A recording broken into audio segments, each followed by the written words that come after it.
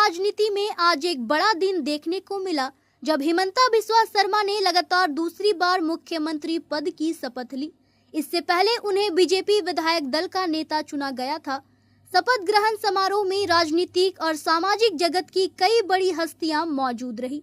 इस खास मौके पर प्रधानमंत्री नरेंद्र मोदी भी समारोह में शामिल हुए। मुख्यमंत्री के साथ 4 मंत्रियों ने भी पद और गोपनीयता की शपथ ली। समारोह के दौरान समर्थकों में उत्साह का माहौल देखने को मिला। अब नई सरकार के गठन के बाद राज्य में विकास और जनहित से जुड़े मुद्दों पर तेजी से काम होने की उम्मीद जताई जा रही है।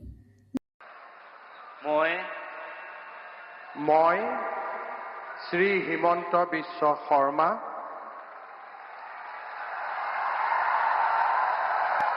ईश्वरर नामत शपथ लওঁ जे विधिर द्वारा स्थापित भारतर संविधानर प्रति मैं प्रकृत विश्वास आरु आनुगत्य पोषण करिम। मैं भारतर सार्वभौमत्व आरु अखंडता अक्षुण्ण राखिम।